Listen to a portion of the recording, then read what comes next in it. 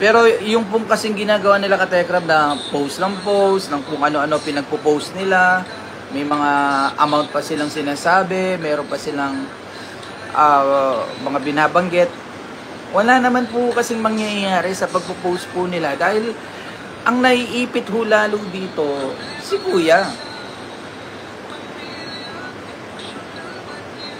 Mas pinapahirapan po nila na maayos sa ganyang style na ginagawa nila.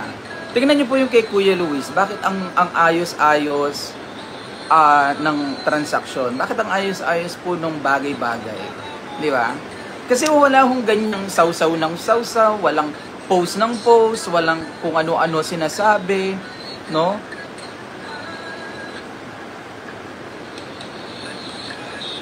Kaya abangan po natin ka-Telegram ano yung paandar po nila. Maging matalas po tayo sa kung ano man yung gusto nilang paandarin, no, dito. But up until now ka-Telegram, no, dito sa mga ganitong ano, hanggang ngayon, tawag dito, walang ano walang response dun sa mga pinupukol nila. Wala silang mga walang laman yung kanilang mga pinopost. Kaya ho sa akin hindi ko kailang i-response itong mga pinopost nila kasi walang laman eh.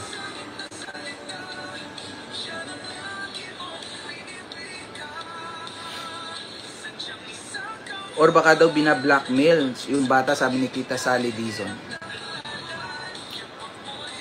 Hindi ko po alam bakit nila pinipigilan, if pinipigilan man. Pero feeling ko po talaga kasi sila po yung mga tumatrabaho po niyan.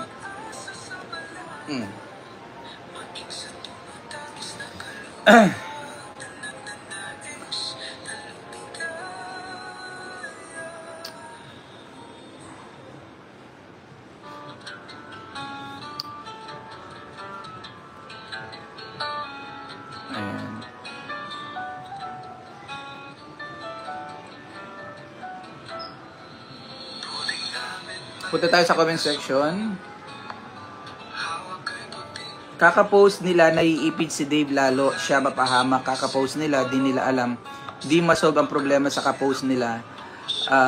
Dinadagdagan ang problema nila, sabi ni Maribel Sambon. Ayan. Tita Michelle Japina, salamat sa pakulay. Sabi niya, paano po kaya bigay nyo na lahat ng gamit ni Dave? Hayaan na po natin sila at focus na lang tayo sa charity at mabuting gawa ni Tatay Ram. Thank you for sending $800. Tita Michelle, ang problema po kasi doon, lalo na po yung mga wakwak ano. Siyempre, tawag dito, i-check nila lahat yan.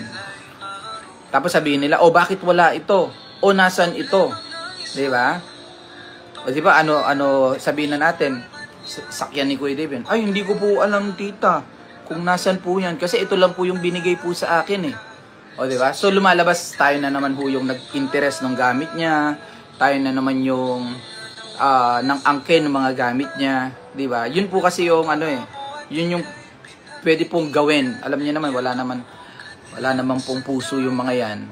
So it's too risky to be in that position. So kailangan pumunta dito ni Kuya Dave, siya mismo magpaliwanag doon sa mga tita, mga kinampihan niya, paliwanag niya bakit nawawala ito, bakit nasaan to, anong nangyari dito. Di ba? Siya mismo magsabi. Hindi namin kailangan ipaliwanag yon dahil nagmumukhang parang defensive kami. Si Dave mismo magsabi, saan mo nilagay yung ganitong alahas? Ikaw lang man ang may gamit niyan. Di ba? Hindi kasi kami pwedeng magsalita on his behalf dahil siyang may mga gamit niyan. O ano nangyari sa ganito niya? O baka sabihin ng mga nagpo-post sa Facebook nila, ay yung ganito nawawala, hindi nila dinala. Ay siguro ginamit ni ay kinuha ni pinag-interesan ni O di ba? Ganyan po kasi utak po nila eh. Akala mo parang uhaw na uhaw ka sa mga gamit na material. Di ba? Kaya hindi pwede. Kung meron po silang gustong kunin dito, o meron silang gustong i-post, may gusto silang kunin, hindi yan nadadaan sa pagpo-post sa Facebook. lalo nyo lang iniipit yung bata kasi lalo naming ididiin, lalo naming iaano yan sa kanya. Oh, kuya, ano tong mga pinagpo-post sa mga kasamahan mo? Ipaliwanag mo kasi pinapalabas nila, tawag dito, pinapalabas nila, ginaganito namin ang mga gamit mo.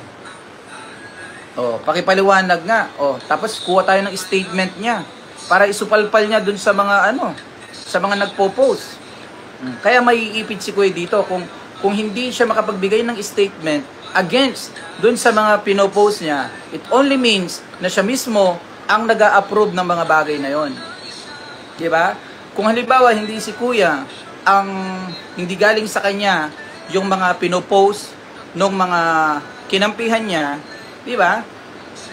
He can give statement na ay tito, hindi ako nagfi-feed sa kanila niyan. Oh, ede supalpal yun dun sa nila. Pero kung hindi niya magawa yon, it only verifies na siya mismo ang nag-aano niyan.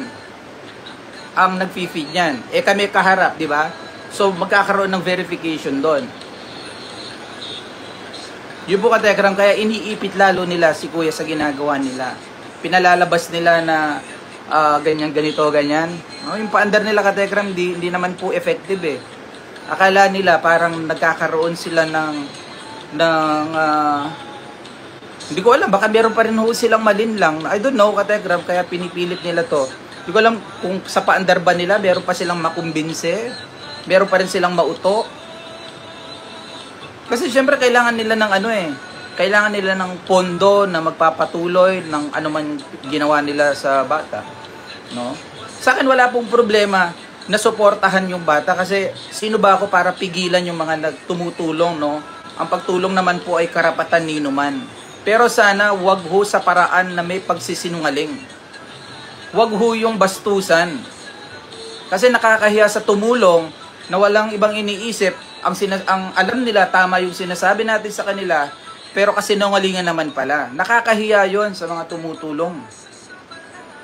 Nakakahiya yon. Dugod pawis nila yung pera na yan, tapos puro pagsisinungaling, puro pinagtatakpan yung kabaluktutan.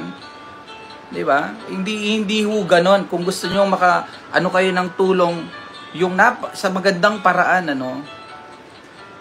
maging fair po tayo. Hindi ho tayo parang pa-play victim. Hindi yung parang pa-victim tayo, ako umiiyak, ako kawawa.